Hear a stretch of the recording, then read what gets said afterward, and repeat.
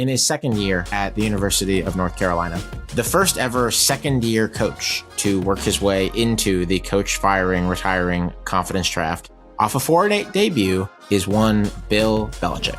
What number do you have for him? I'm going to go 14. He's too stubborn to retire.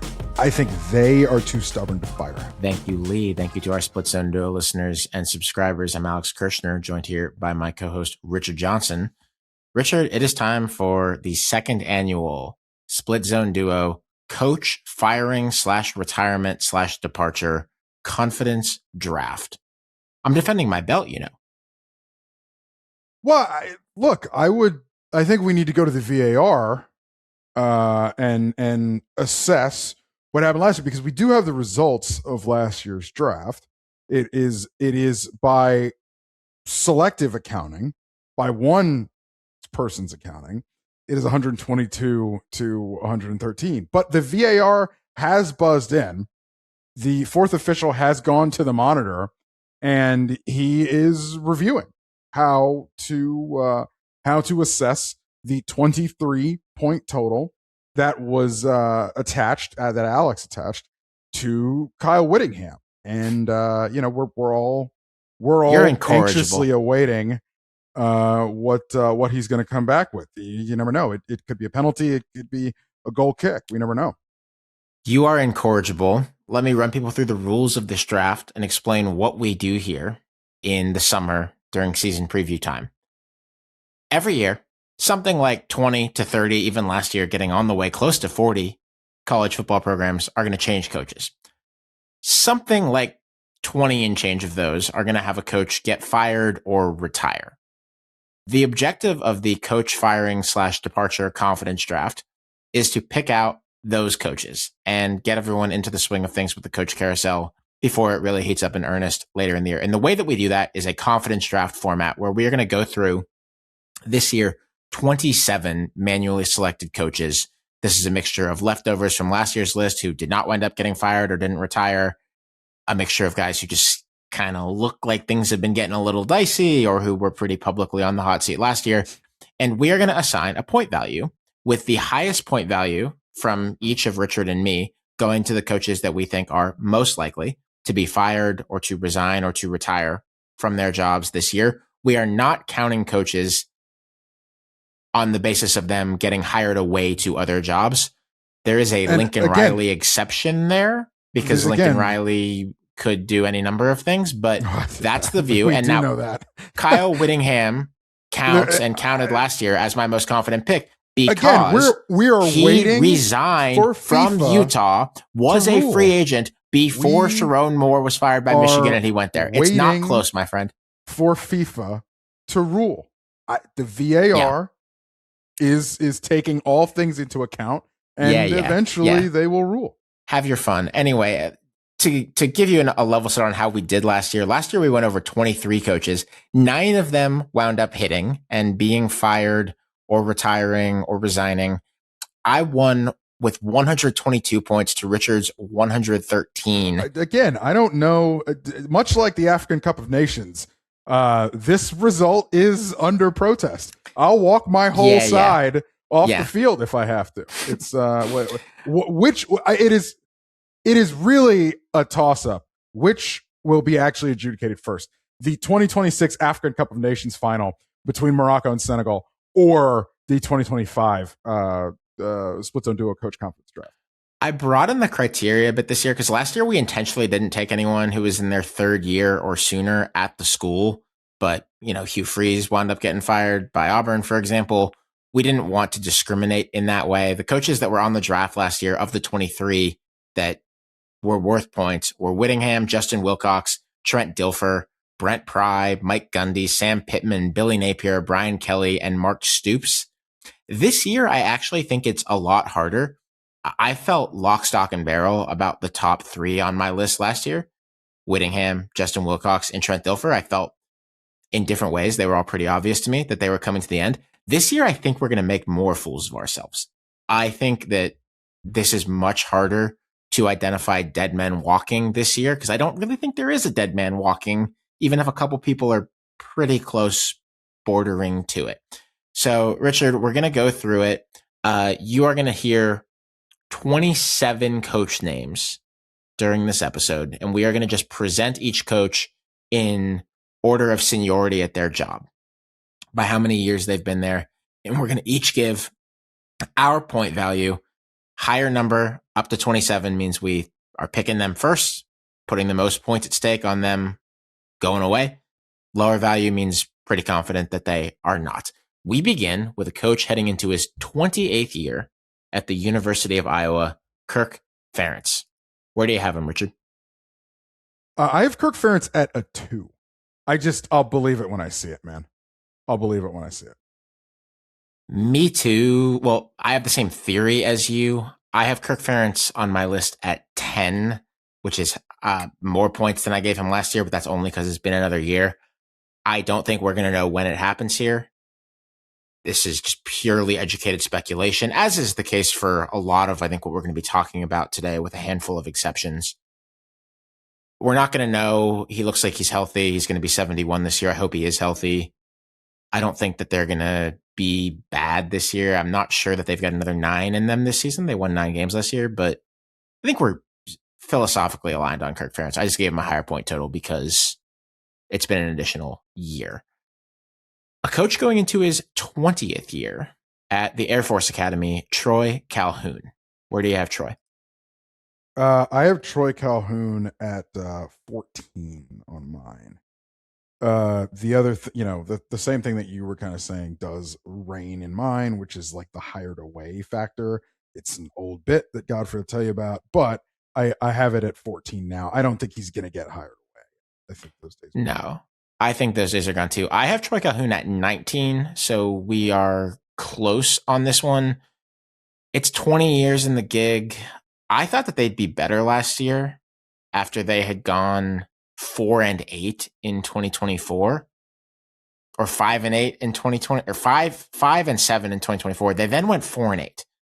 They weren't materially better. Their record was a game worse. I think, and we'll talk about this more when we get to the Mountain West previews, that there actually is probably going to be improvement this year. But if you just put some things together, you hit 20 years in a job, and if they were then to have 3 really like crappy years in a row, it would just make sense at a certain point that he would be done. So that's why I have him in a pointsier place this year. He is signed through 2029, which would be significant to buy out $1.5 million over 3 years. But the service academies are different. I'm never going to doubt that they have the money, even though they don't try to spend it in tacky buyout fashion.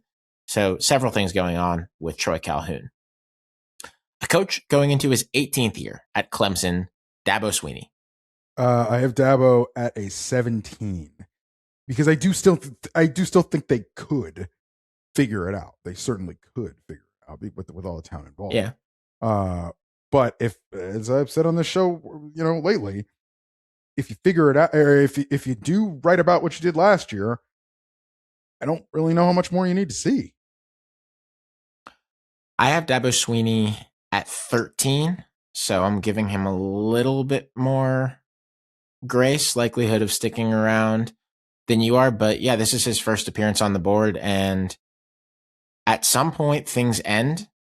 What I would say about Dabo is that I think this year is the first time that if he were to be done at Clemson after this year, it wouldn't surprise anybody in our industry or in the college football community. Like this is the first year where it's not just theoretical, where you really could see it based on the way things have been going. And you have Chad Morrison for one last job, little hints of wanting to work with your friends. These are things that sometimes precede coaches being done. So he's in play. I think we would all agree. Elsewhere in the ACC. Go ahead. I would say the other thing with it is like, he ain't retiring. Like, I don't know what you're going to call it. Mutual, whatever, when the time comes. But I tend to think you're going to have to do it, Graham Neff, at all. Have fun with that. Have fun with that, if that's what it winds up coming to. A coach who is going into his 14th year at NC State, Dave Doeren. This is your guy, man. I feel like every year, I don't know what I had him last year, but 15. I feel like it's always 15. It can always go one way or the other, but he's 15 this year. I put him a bit higher this year. I have Dave Doeren at 21, which is kind of just below my top group, but I will admit, and we've talked about this already this week on the ACC preview, that this becomes very eye of the beholder for NC State. There's no way to make a convincing argument that this guy is not a very good football coach. It's just at some point, is there a need for the fresh coat of paint in order to get the money rolling a little bit so that your roster stops getting picked clean at the top end by the Blue Bloods every year, which is what's happening right now. There's just enough things that make sense to me, but they also have been loyal to him and he has been loyal to them. And I acknowledge how hard that one is. This is the kind of guy that I'm talking about when I said that this year's coach departure confidence draft is just harder than last year's, even though I think Doeren was on our list last year as well. Still in the ACC, a third coach in a row going into his 12th year at Pitt, Pat Narduzzi, a return participant on this list. How are you feeling about your boy here, huh? I have him low once again for the second year in a row. I have Pat Narduzzi at a 5. At 5 on my list. Only 4 coaches less likely, in my view, to go. He signed through 2030. He has no other power conference options, so it's not like he's going to leave to be a head coach somewhere else. Perhaps, somewhere along the line, maybe an NFL team would have him come and coach defense there if he wanted, but he wouldn't get the same amount of money. A lot of Pitt fans are exhausted by his tenure, but they won 8 games last year. They were relevant in the ACC race deep into November. And I just don't think Pitt's the kind of school that's in a position to buy out 2027, 8, 9, and 30. I just don't think they're going to do it. So he remains a pretty low point value on my list. What about you? Similarly to me, I got him at 5. Okay, we have an exact match. Okay, yeah. That's very interesting. Very interesting. And I look forward to more years of this experience. This is actually the Alex's favorite team's stretch of this episode. Going into his 8th year as the head coach of the University of Maryland, Mike Locksley.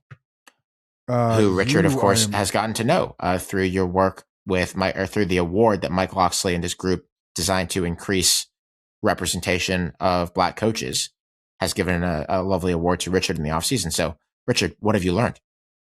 I'm gonna go 7 here because I retain the opinion that I don't think they're gonna be that bad.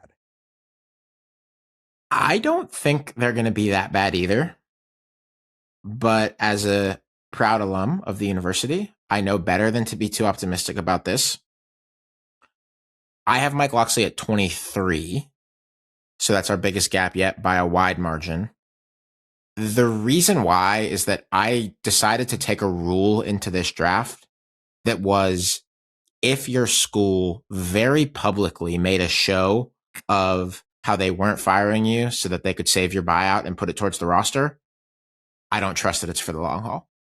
It's right, to but me, I actually think it screams that you have to be sure. Just as a safe value play. You have to be near the top of my board for that. Right, but I don't disagree with your read of the season. Here's the difference between Luke, the other coach that this happened to, Luke Fickell or one of the others. The difference between Luke Fickell and Mike Locksley is that Fickell went out and got a bunch of guys. Like Maryland didn't really take a bunch of guys in the portal. No, Maryland is attempting to player develop and retain this thing to success, which is a decent strategy, and I'm not arguing with it either. I just need to see it, and I think we'll get to Florida State, we'll get to Wisconsin, but there was sort of a similar rationale for me in assigning those values the way they did. So, okay, you and I have a big gap then on Mike Locksley, but maybe not one that's born out of a huge disagreement. I just mentioned Florida State. Mike Norvell, Richard. Mike Norvell, it's high. Not as high as you might think, but 22. Interesting. 27 for me. Why just 22? Because I think a lot of our listeners would probably put him where I'm putting him. I wonder why you put him a little bit lower. I just have a few more that I think are definitely going to be bad. So it's an expression of like some possible upside in the Yeah, Florida he's State 22. roster. Like, Yeah. he's 22, Yeah. you know. Like, Yeah. No, I don't want to get carried away with it. Yeah. We just covered Florida State on the ACC preview. I think there's some stuff worth being excited about on that roster, some players worth being excited about on that roster. But you know how close it got last year, and they didn't want to pay the buyout, and the quarterback situation is dreadful. And so I have him in my top slot this year. I don't feel as bullish about it as I did with Whittingham in my top spot a season ago, but okay, we are close enough to aligned there. Our next coach is going into his 7th year at Old Dominion, Ricky Rahne.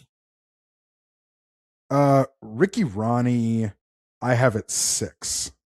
Okay, I have him at 2. This guy won 10 games last year after I had him pretty high on my board last year. Off-season extension. He is signed through 2029 at more than $1 million a year. He is still under 500 in that job, but sure. But it's hard to see it this soon in a new deal for me. Yeah. I don't think so. All right, that is a reprieve for Ricky Rahne after being higher on these boards last year. A couple of coaches coming up who are going into their year 6 at their SEC jobs. Shane Beamer has joined the board this year. Yeah. Where do you have him? I got Shane Beamer at 21. Okay, I have him at 20. We have alignment. Yeah. Okay, yeah. Very interesting. Shane Beamer pretty high. Break it down. It's going to be a really big changing of the tides here. Relatively new AD. This is going to be Lenore Sellers' last year. This is going to be Dylan Stewart's last year. You take a look at it and you're just like, if they were really not able to get this done with that crop of generational talent, relative, I don't know. And it's another year of the offensive experiment, a course correction in the offensive coordinator experience. I don't know. I don't love it. He already pulled the fire the coordinator lever. God, they were bad last year too. It was bad. It was bad. And their fan base is very down on them. This was the thing that we couldn't miss when we were doing the off-season anxiety survey of our listeners. The South Carolina fans had maybe the most gallows humor in the way they were talking about this program. And I think that because of Sellers and Stewart clearly being bound for the NFL after this season, it would be a natural reset opportunity. Can't fire another coordinator. Like, you're not going to fire Kendall Briles at midseason and then survive another year. So it's I'm also with you. I also think it's really hard to, if you take a holistic narrative of what a bad 2026 would be, it's hard to stack a bad 2026 with how the season ended with last year, with the Bama game ending how it went, Lord knows the Texas A&M game, and then another loss to Clemson. Yes, I would agree with you. That Clemson too. Not a great Clemson. Yeah. Okay, let's go to Austin. Steve Sarkisian is on the board as well for the first time. This is his 6th year in that job. He won 10 games last year, but 10 wasn't enough. And I'm wondering where you would net out on this going into 26. Well, I have him at 12, which may be a little high, but if they don't make the playoff, he's going to get fired. But, and that's my opinion. I'm not reporting that. That's my opinion. But I just do not think they're going to miss the playoff. Like, I don't even know if they're going to miss. Like, I think they're kind of a lock to win a game or two. And the number that you gave him just there, remind me, what did you just say was the number? 12. 5? 12, sorry. 12. Sorry, I misheard. 12 is 5. I'm more thinking that, like, yeah, there's an outside shot. I mean, let's Arch breaks his leg and then they miss the playoff maybe. But, like, I don't know. It is pretty boomer bust this year, I think, for Sark with what they've put into that roster. Similar to Lincoln, but in a different kind of way. I think it's a perfect comp. And the reason why I have Sark on my list at 11, very close to you, is almost complete alignment. I don't think that they're going to miss the playoff this year. I think it's likelier that Sark is accompanying Arch to Times Square in early December as they get ready for the playoff, and he's signing an extension. I think that's likelier than them missing the playoff and him getting fired. But when it looks so likely that if it did go that way, that you would get fired, Yeah. So that's almost exact agreement on numbers and also why we thought this would go down that way. Also, I think I might be, yeah. By the way, fired and or NFL'd, as we know. Yes. Also, I'm realizing that I think I might have skipped from 13 to 11. I'm going to have to figure that out later, but let's proceed for now while I deal with that bureaucracy. I don't think our listeners are too hung up about that 1 point difference. I just don't know where number 12 is on my list, which is maddening. Does that mean we only have 26 coaches? Whatever. We'll figure it out. Unbelievable when this happens. Continuing. Sonny Cumbie of Louisiana Tech is going into his 5th year in that job. This is now a Sunbelt job. I had him very, very high on my list last year. Thought that this was going to be it for him. I do not this year. He is down at number 9 after a nice comeback season. They won 8 games. They restructured his contract and extended it. He doesn't make a lot. He's at $750 something K a year. This is one of the poorest athletic departments in the Sunbelt. The league they've just moved to. It would be weird to be paying a coach buyout even, 6 figures for 3 years to fire a guy like this. Yeah. I mean, this a couple years ago, your man was on the brink. I have him at 10, so right where you have him at. And again, I mean, if they can make a bowl game, they're not firing him. I don't think so. No, I mean, I think it's possible that even if they missed a bowl game, they wouldn't fire him this year, depending on how it went. So he seems for now to have done a pretty decent recovery of his job security. We've got a handful more guys in their 5th year now, and in the 5th year is really fertile territory for guys to be getting fired. Joe Moorhead at Akron. I have Joe Moorhead, regrettably, at the big 2-7. Fascinating. I have him at 7. This is our biggest gap yet. My thought mainly being he stuck it out through the APR troubles that they had last year. They got a little better. If he was going to leave, why hasn't he left yet? I'm not even sure how much I disagree with you in you having him at 27, but walk this out a bit because that is an extreme statement of confidence to put someone at 27. I mean, they just might be awful. Like, that's kind of where I'm going. I mean, I haven't really been 13 and 35, by the way, in that job, and it's his 5th year. So, like, fundamentally speaking, it makes a lot of sense. Like, I know that it's, I know the stuff with the sun and all that sort of stuff, and I buy that. But what if they're 4-8 again? You know what I mean? Like, they've been really bad. Yeah. I'm going to maybe have to recalibrate on this one as the season goes. I'm fascinated that you think that you feel this strongly. Yeah, I know the APR stuff. I'm not dismissing the APR stuff and the lack of practice time and all that sort of stuff. But it's sort of like if you're bad again, you're out of excuses. I would agree with that. Also, you know what I did, Richard? At row 12, I see what happened now. I deleted a coach from my list by accident, and we're about to come back to him. That was my mistake, but we will get to him in a moment. I'm glad that I've caught this before it became a disaster. Fair points on Joe Moorhead.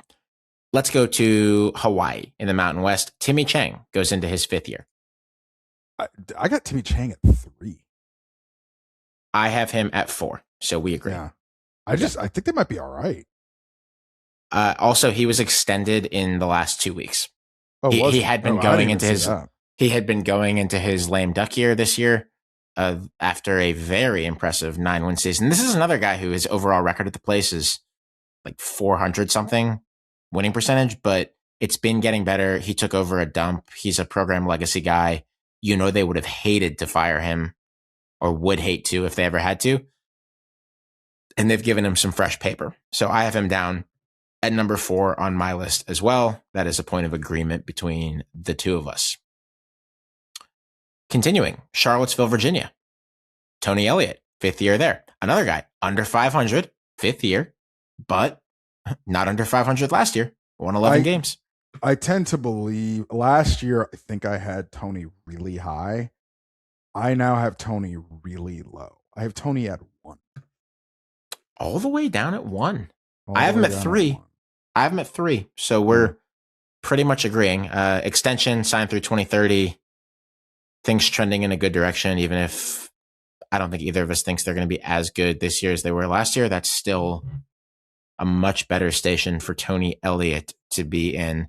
I do want to, by the way, take some time on this program to say thank you to our sponsors. I want to say thank you to Home Field Apparel, which has been with us since the very beginning of this podcast. This is our 7th year together.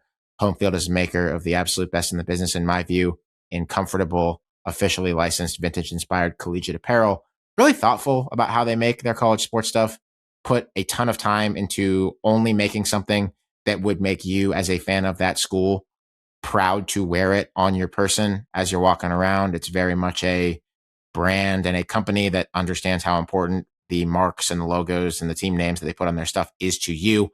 I want you to go to homefieldapparel.com and follow along with Homefield on all of their socials to keep up with what they are doing. They have big plans for this college football season, as they do for every college football season. And I want to say thank you very much as well to Nokian Tires. I know there's going to be a lot of coaches who are being fired this year who might have to give back certain university provided cars. That might mean getting new cars, needing to get those cars outfitted with great sets of tires.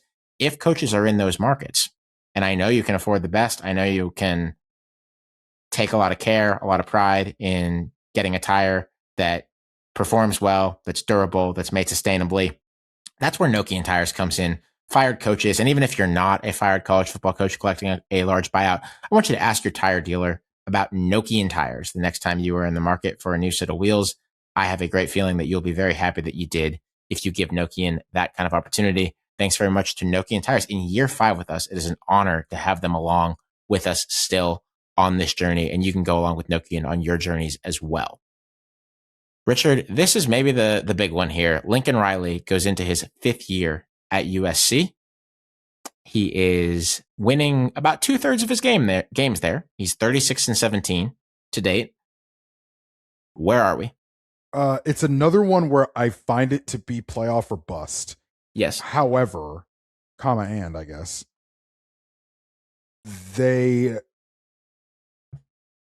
I don't know that they're going to miss the playoff. You know what I mean? I don't know. Say that number again, where you pick, how many points you just put on it? I have 18. Okay. I have 25. We conceptually agree. If I win on Lincoln Riley and the margin of the coach confidence draft is 7 points or fewer, we can VAR it and put it up to a committee review, because I'm sort of cheating here in that this is not a contest over coaches that are going to take other jobs. But with Lincoln, I think the range of outcomes that include him not being USC's coach next year includes that possibility. I think it includes the NFL. I think it includes TV. I have sometimes wondered and heard other people wonder about Texas Tech, perhaps at some point in his life, a place where he has history and where they have money. I think there's just enough possibilities between him getting fired and him even taking some time away from coaching that I have him at 25. I also think it is 50-50-ish to me that they make the playoff. And if they make the playoff, he's definitely not getting fired. If he makes the playoff, maybe he's staying there for a while. Maybe he's getting an extension, believe it or not. There's a wide range of outcomes. So 25 is a pretty aggressive play on my part. And if I win because he takes a different job, we can review it to make sure that I handle myself appropriately. Sure. Appreciate that. Also a 5-year coach here. A couple more of these. Sonny Dykes at TCU. Where is he? I don't like how high I have him. No, never mind. Sorry. That was my first draft. 8. I have Sonny Dykes at 8. He was a little bit higher, I think, in the first run through. Yeah. I actually also moved him down on my list on a review. I have him at 6. We have heard and we have observed, it's been easy to see areas where the Texas Christian, I don't know why I was about to say Texas something else, where the Texas Christian University fan base has been down on him because the best days were early when he gets there in 2021 and takes him to the playoff national championship game, such as it was. They did play in that game, technically. But they won 9 last year. They've won 9 3 years in a row, or 2 years in a row, haven't they? There are enough wobbly, portally things, like they didn't hang on to Josh Hoover. I think they would have ultimately liked to, even though there was some frustration between him and them that was obvious while they were underachieving at certain moments the last couple of years. But yeah, they've won after the fact too. They won 9 after the fact as well. They have won 9 2 years in a row. Those were both including bowls. So for our purposes, let's call it 8 because we want to inject drama into this thing. Absolutely. But I don't have them very high on my list either. High enough that it wouldn't be a total stunner at 6 for me, but I would be surprised. Richard, we are going to a former Big 12 school, Oklahoma. Brent Venables, 5th year for him. 10-3 last year. Made the playoff. I think Brent Venables should be higher than he is here, but I have Brent Venables at an 11. And I really think he should be higher. 12 for me, and also agree. Yeah. Yeah, it's interesting. To me, anybody who was really squarely, obviously on a hot seat a year ago and didn't get fired, but also did not get even a nominal extension, I'm clocking that. Like, you could be right back there, UAD too.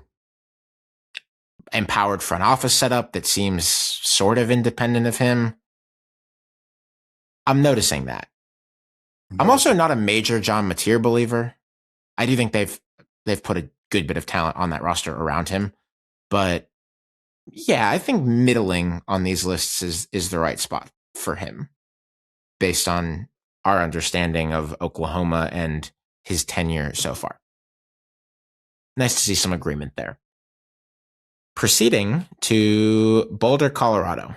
Deion Sanders goes into his 4th year off a 3-9 season. 13, man. I don't know. I don't know either. I have him at 24, but he's not going to tell us when he's leaving. And because of who he is and the way that he likes to own his own distribution,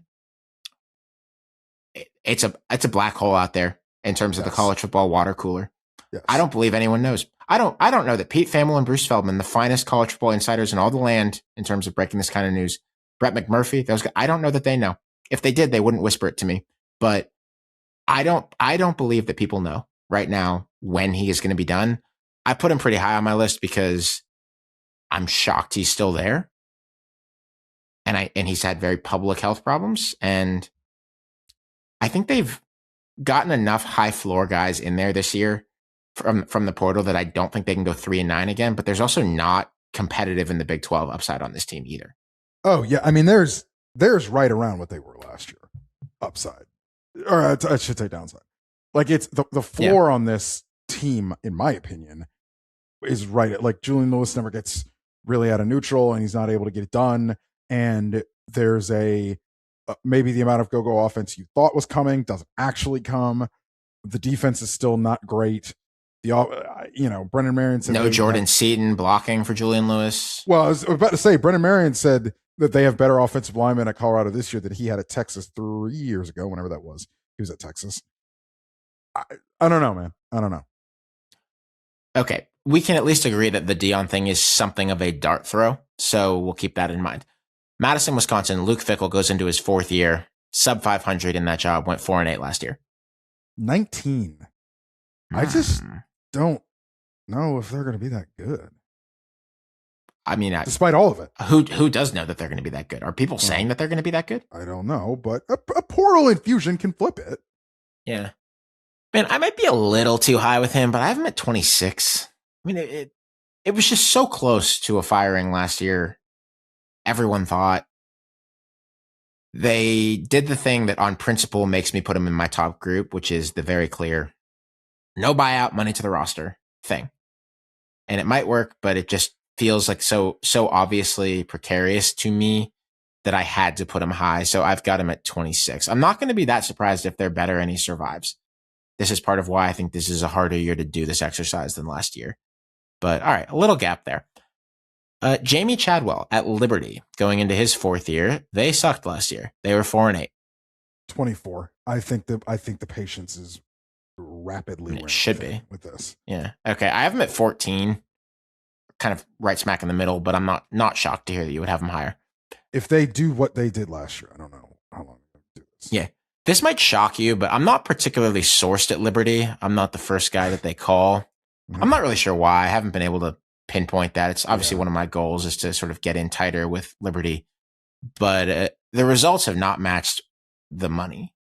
They're a private school, so we don't know, but we know that they have more money than the teams that they're playing against almost uniformly, if not completely uniformly. And so to go 4-8 doesn't hunt. And we'll have to see if they can better that in 26. Matt Rhule, 4th year at Nebraska. Won exactly half his games to date. I have Matt Rhule way lower than I thought I'd have him. I have Matt Rhule at 4. Some of that has to do with the extension, obviously. But yeah, I have Matt Rhule at 4. Okay, that is interesting. I have him at 1 because of that extension. That might be too low because they could take a step back. They could. And how bad would that look if they took a step back? But generally agreed, it would just be odd after a not fake extension. You know, the Penn State contribution to the Rhule family estate with that coaching search, especially with Penn State being on the schedule for Nebraska and Nebraska being motivated to get that done before Matt Rhule went back to State College to avoid the incredibly awkward situation of an unextended Matt Rhule going back there. He has a real extension, and it would just seem odd, verging on unprecedented for him to get fired after that.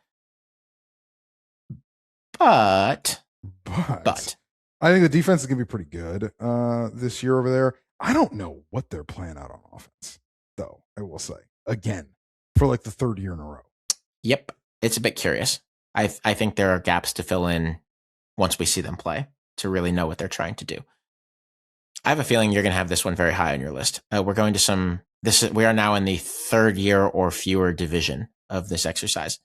Bill O'Brien, Boston College. 26. Okay, 22 for me.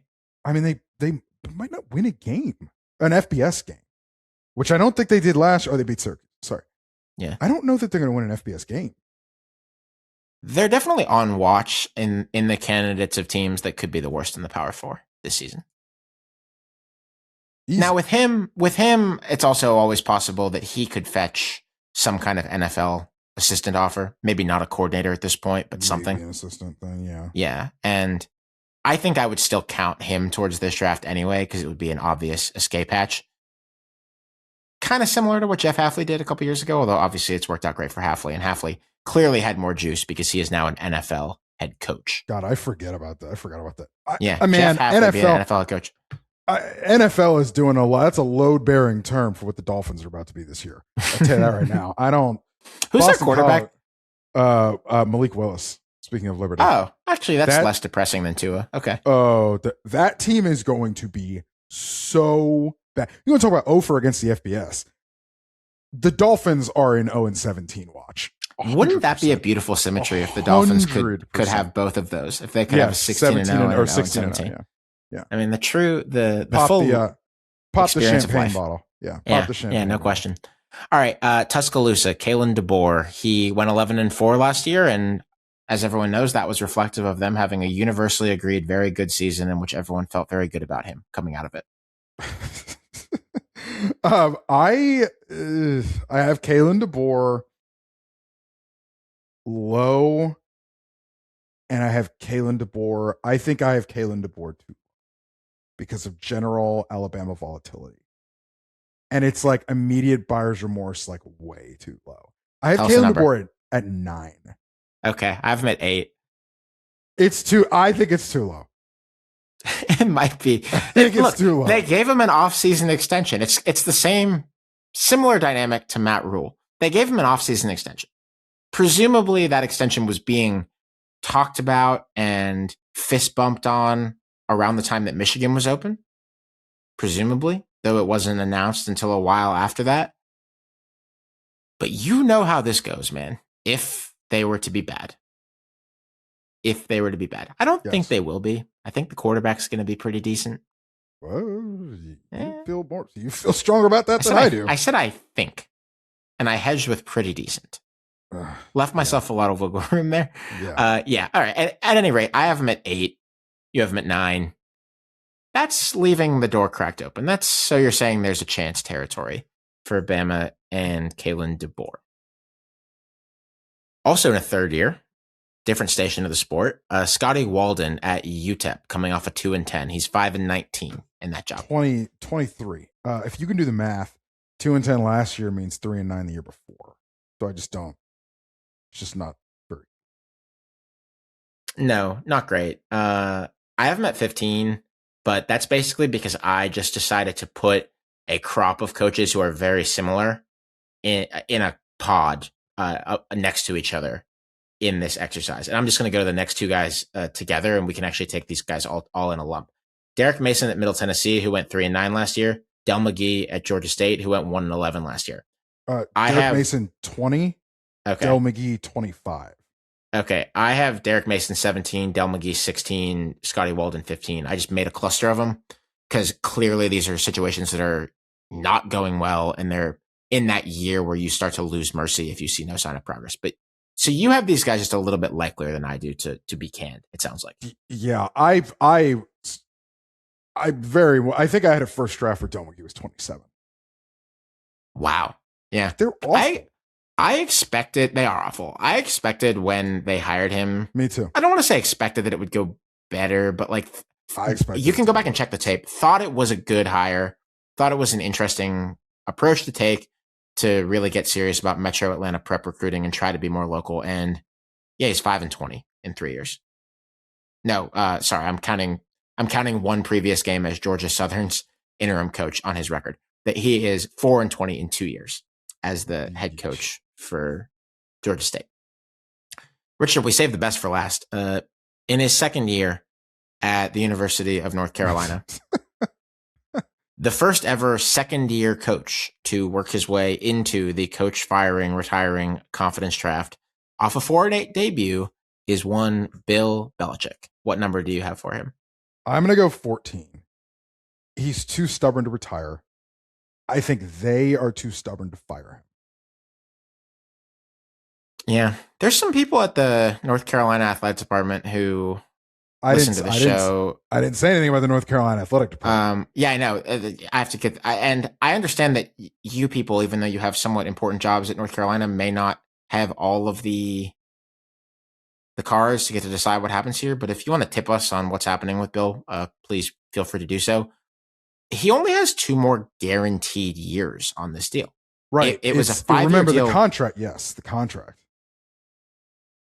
It's not entirely clear. I went and found this through the Extra Points library, the employment contract that he has with Belichick. This one is pretty complex for one of these documents in terms of whose obligations to whom if you try to end the relationship at a sliding scale of different times. But there's a situation where if they fired him without cause before the end of the guaranteed years, so like before those kind of nub years at the end, they would owe not too much beyond that. Like there'd be a little like option-y buyout thing, but that's what they mean by guaranteed years. Like North Carolina has an escape hatch here if they decided to end this thing in the next 2 years, where the money wouldn't be that bad. He's 74. Getting up there. I think he's too stubborn to retire. I mean, he's definitely stubborn. Also with Belichick, you have to consider the possibility that he will have sort of the college version of some kind of Urban Meyer Jaguars meltdown while he's in this gig. Like the amount of records requests that are flying into this program. I don't know about literally the Urban Meyer. No, not Jaguars. literally, but I mean just a fish out of water situation where the guy just never gets it together and eventually is pushed out because it's clear he can't lead the organization. That's kind of what I'm getting at with this. He showed signs of it last year before they even played a game. He did. And I am glad not to know what it is like in that house. I don't care to talk about it, but there's just going to be a lot of eyeballs on this program that do not have his best interests in mind. And I could imagine problems. So I have him at 18. on the likelier scale here, but man, what a bizarre situation. What a bizarre situation. I'm sure when it's over, he'll leak it to some reporters about who wronged him because he just wasn't given a fair shake or something like that to succeed at North Carolina. And I look forward to reading about that in the book that comes out after the fact. All right, Richard, that is our coach firing, retiring confidence draft for this year. Not too many big gaps. Joe Moorhead is a huge gap between us. We have some disagreement on Luke Fickell, Mike Norvell, some gaps there, but we are fairly aligned. What's your overall impression before we hit the road on how busy you expect this coaching cycle to be? Because to level set it, you know it's going to be 20-something. You know it will. But you know that a lot of these coaches that we just named are not going anywhere, just like they weren't last year, where it was about 9 out of 23. And this year we've got 27 on the list. This is one of those where it's like you can see a reality where Florida State figures it out, Oklahoma and Texas don't do anything, and Clemson's good enough to keep him, and it's not wild. But then you pull one thing out of the Jenga tower on any one of those schools, and we got action. You could dream up a world. I think it's a lower probability outcome where Florida State, USC, Wisconsin, Texas, Alabama are all open and Clemson is open. Like that's very unlikely that 6 out of 6 or 7 out of 7 are going to hit. But there are enough of these that we could have kind of a hot cycle. There are enough. But I think it's also possible that this thing is fairly dull in the style of the year before last, 2024, where there was very little action. Yeah, man, that was very boring. Yes. I do look forward to talking about it with you. This has been a free episode of Split Zone Duo. A lot of the time we put our Coach Carousel stuff, including Richard's mountains of original reporting on such, behind our paywall at splitzonduo.com/subscribe. I think the preseason is an excellent time to sign up for a full year subscription. You can do that at splitzonduo.com/subscribe. Or if you just want to play around, give us a shot during the season. It costs $10 a month, and you will get about twice as many Split Zone Duo podcasts as you would otherwise. During the season, we tend to settle into a rotation of about 2 free and 2 subscriber-only episodes a week. We would be honored if you would come along for the ride with us. Richard, my friend, it's almost time for families to start getting ripped apart, coaches' lives to be uprooted. I'm looking forward to going through it with you, my friend.